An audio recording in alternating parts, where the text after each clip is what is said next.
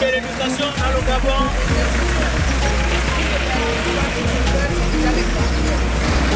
Je veux que l'éducation d'abord, l'éducation d'abord et sur les gens.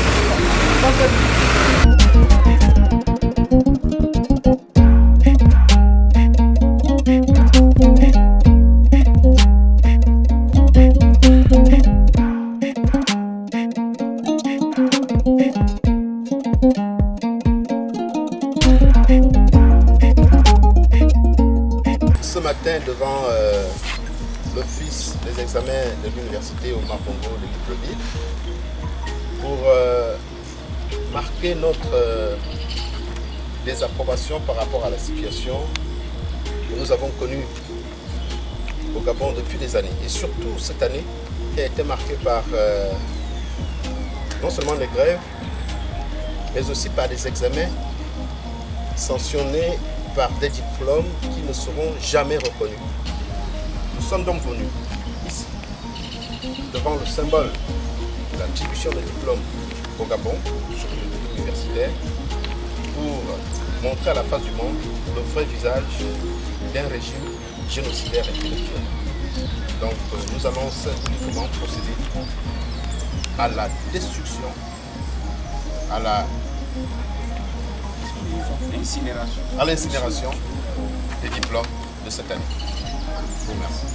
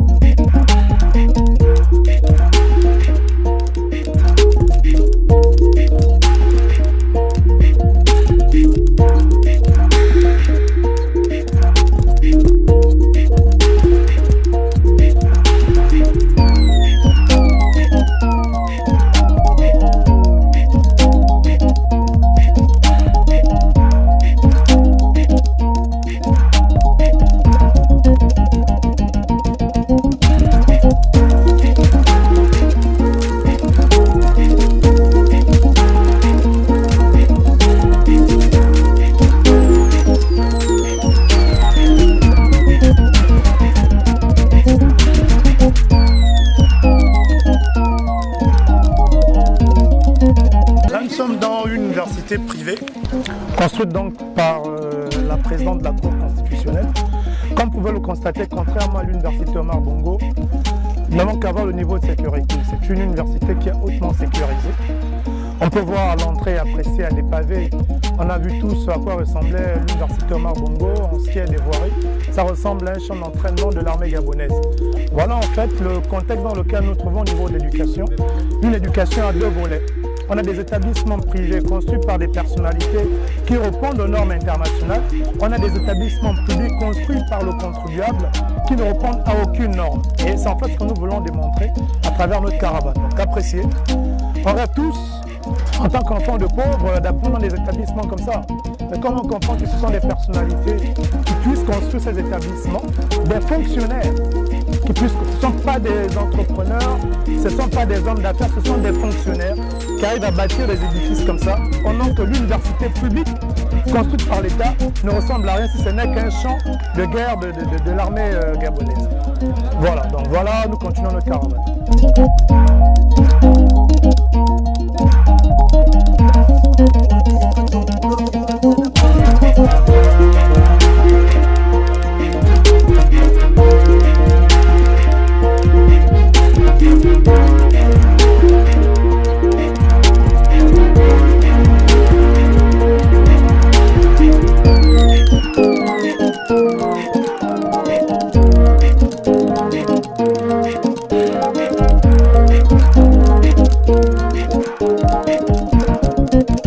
Nous sommes ici en pleine salle de l'école publique de Bambouchine, en jugé par la présence du tableau, de table-banc, et le dernier cours, le lundi 19 juin 2017, semaine d'intégration du palier 5. Donc nous sommes bel et bien dans une salle de classe. Voilà l'école gabonaise. Voilà l'école qui va accueillir dans quelques jours nos enfants. Voilà les conditions dans lesquelles ils vivent. Où passe le budget de l'éducation nationale? Ou bien Bambouchine, le peuple de Bambouchine n'est pas un peuple gabonais. Ou bien Bambouchine n'est pas une partie de Libreville. Quand nous savons que nous sommes à moins de 30 km de Libreville. En 2017, voilà les salles de classe de l'école gabonaise. Et lorsqu'on compare avec le ruban vert, par exemple, vous comprenez, le ruban vert qui appartient à la première dame, voilà. Il n'y a pas meilleur exemple que cette salle de classe. C'est vrai, on envoie nos enfants au casse-pipe. C'est un génocide intellectuel. C'est pourquoi nous disons ce matin qu'il va falloir tourner la page. On ne peut pas continuer à envoyer nos enfants ici. Le Gabon est un pays pétrolier. Et en 2017, ou bien on entend le 2025, la promesse des autres, pour que l'école gabonaise change. Voilà le constat ce matin. Nous sommes bel et bien à l'école de Bambouchine qui va accueillir nos enfants dans quelques jours. Ça va être la rentrée scolaire au Gabon. Voilà les conditions dans lesquelles ils vont venir apprendre. Il faut que l'école change au Gabon.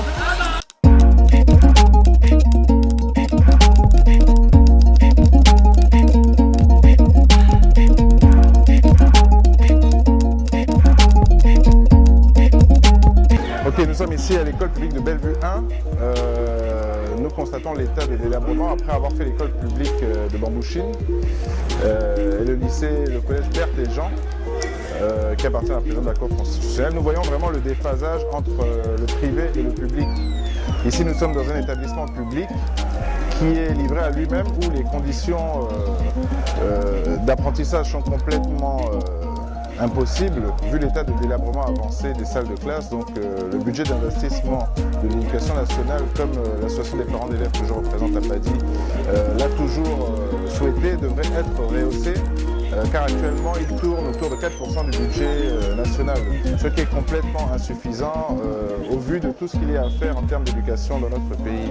Sachant que 40% de la population a moins de 20 ans, je pense que tous les efforts devraient être maximisés dans le budget de l'éducation nationale afin que celui-ci soit rehaussé à hauteur éventuellement d'un minimum de 25% du budget de l'État, plutôt que d'investir dans l'armement, en l'occurrence au ministère de la Défense et au ministère de l'Intérieur. Nous ne sommes pas en guerre.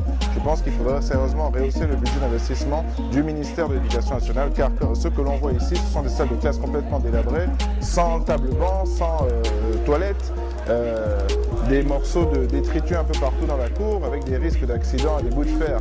Pour les élèves, c'est un véritable parcours du combattant, on dirait un champ de bataille, et ces élèves sont confrontés à ça toute l'année, et nous espérons vraiment, avec cette caravane de la démocratie, pouvoir interpeller l'opinion publique et afin de sensibiliser les gens pour que ceux-ci réalisent l'importance et la gravité de la situation. Je vous remercie.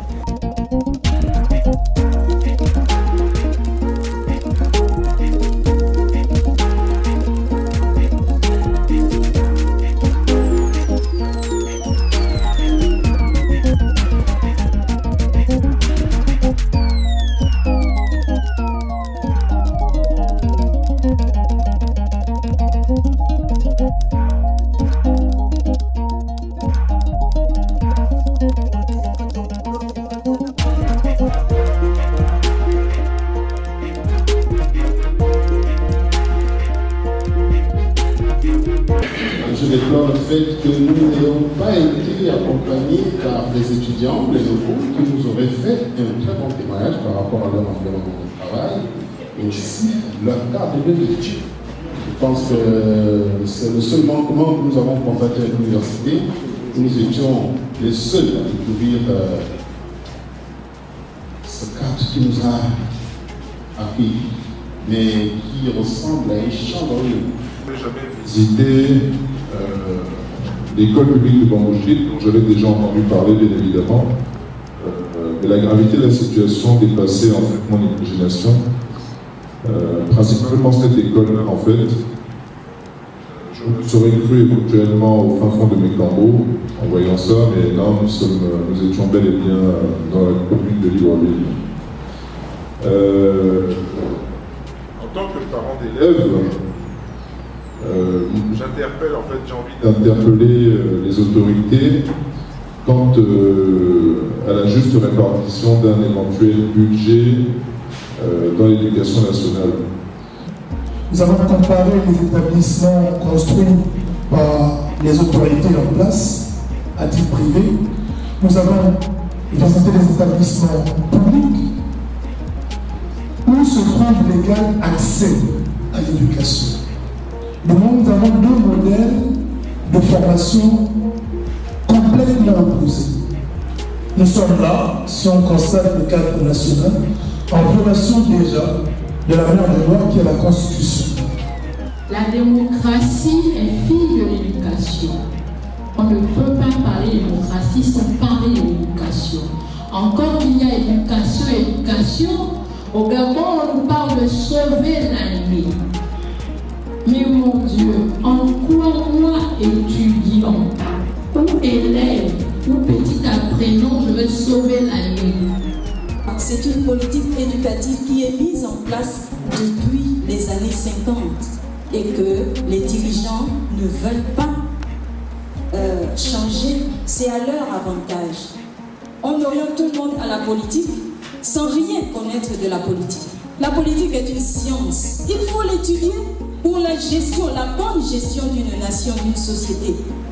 Parce que je reste persuadé d'une chose, les gens qui ont été les hauts responsables de notre administration entre 1960 et certainement 1980 auront été nettement meilleurs que ceux qui sont venus par la suite. Parce qu'aujourd'hui, le désastre auquel on assiste est l'œuvre de ceux qui sont arrivés après les années de la fameuse gabonisation à outrance avec le résultat de la trilogie Dialogue, Tolérance, Paix.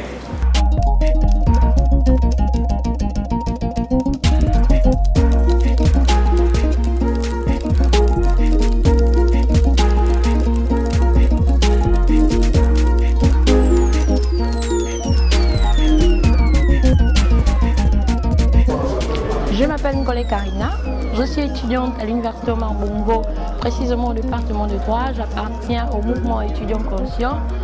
C'est quoi l'étudiant conscient? L'étudiant conscient est une corporation estudiantine qui se bat pour les droits des étudiants et l'amélioration des conditions de vie des étudiants. Donc on revendique pour les droits liés au côté académique, au côté social.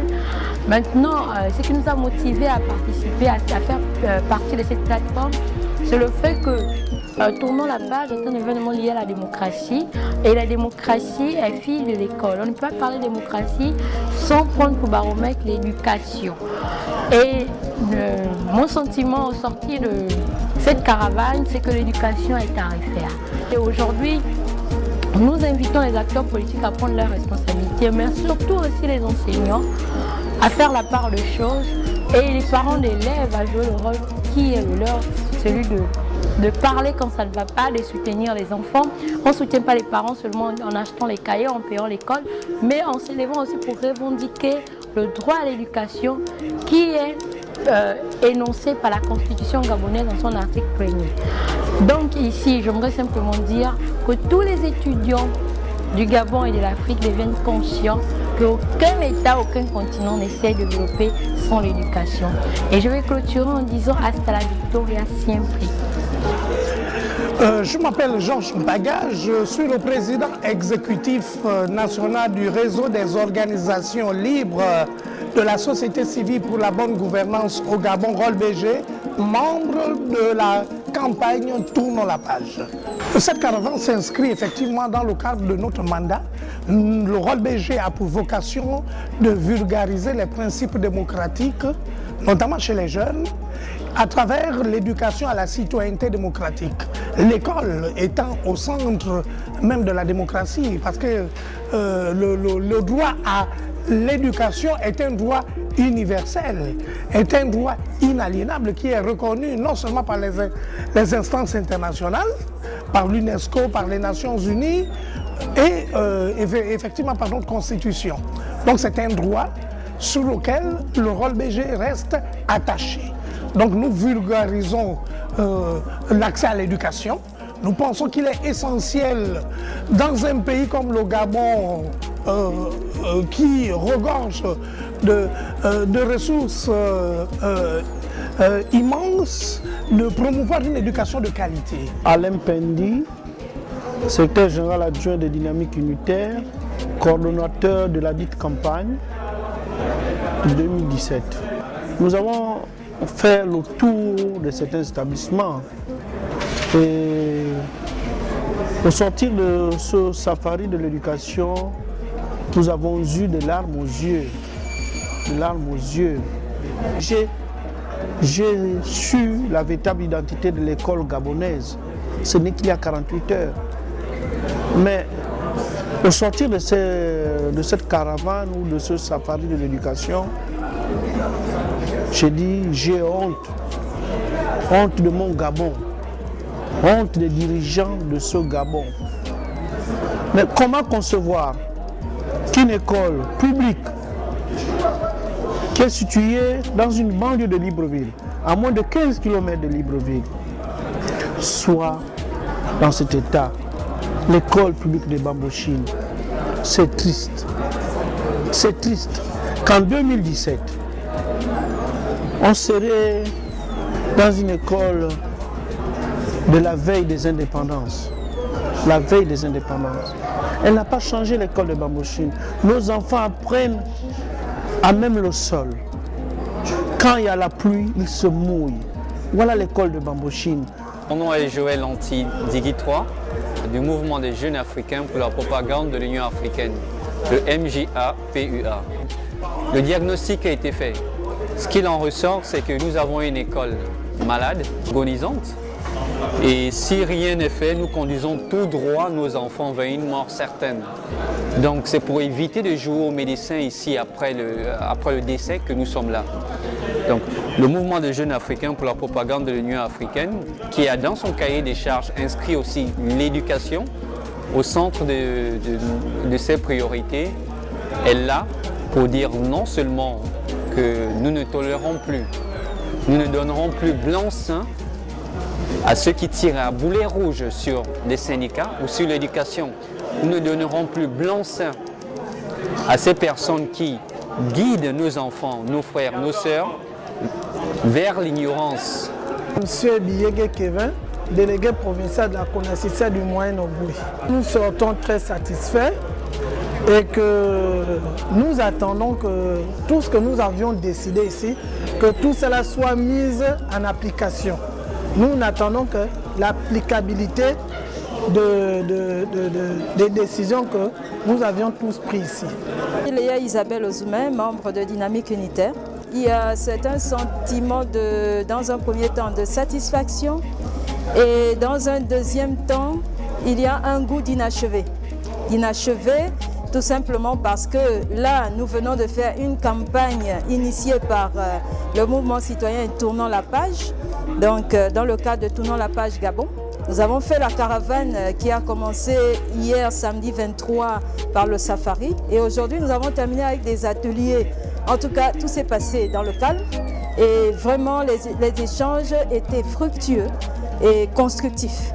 Ça, c'est vraiment une satisfaction. Et nous savons qu'à l'issue de ce genre de travaux. Nous sommes des organisations de la société civile et nous sommes sur le terrain. Nous savons que nous allons continuer la lutte dans ce sens. Bon, sentiment d'inachevé parce que nous devons continuer cette caravane, non pas parce qu'elle s'achève aujourd'hui, mais nous sommes résidents au Gabon et nous avons alors l'obligation de continuer à faire ce travail que nous avons fait. Le safari que nous avons fait, nous avons visité des sites bien précis. Déjà, nous commençons par remercier la caravane Tournons la page. La campagne Tournons la page qui est une campagne internationale qui, dans ses premières missions, vise à promouvoir la démocratie, mais a décidé cette année de consacrer l'éducation comme étant un axe central de sa campagne. Donc, nous remercions. Et en tant qu'acteur d'éducation, c'est un honneur, une fierté pour nous que déjà l'éducation ait retenu l'attention au niveau international et que nous, en tant qu'acteurs d'éducation, nous avons été directement associés tant dans la conception de la campagne, dans sa mise en œuvre que dans son suivi. Donc c'est beaucoup de satisfaction pour nous en tant qu'acteurs de l'éducation. Beaucoup de satisfaction parce que les activités que nous avons menées, notamment la tournée des établissements, nous a permis de réaliser que notre niveau d'engagement est encore mitigé. Nous avons le sentiment, et ceux qui nous observent ont le sentiment qu'on fait beaucoup pour l'éducation, mais nous avons vu nos limites quand nous avons visité des écoles comme Bambouchine. Pas besoin de faire la description, les images parlent d'elles-mêmes. Quand nous avons visité des écoles comme l'école publique de Bellevue 1, implantée en plein centre-ville, où l'établissement est dans une insalubrité qui ne dit pas son nom. Et quand à côté, nous avons visité des écoles construites par des autorités encore en exercice, en toute violation de notre constitution, des établissements comme Berthéjean, à ce qui semble est celui de la présidente de la Cour constitutionnelle, ou encore le ruban vert, à ce qui semble qui est l'établissement de la Première Dame, nous avons compris que malheureusement au Gabon se dessinent deux types de modèles d'éducation. Un modèle d'éducation d'élite réservé à ceux qui ont suffisamment de moyens et un modèle d'éducation au rabais pour ceux qui n'ont pas suffisamment de moyens.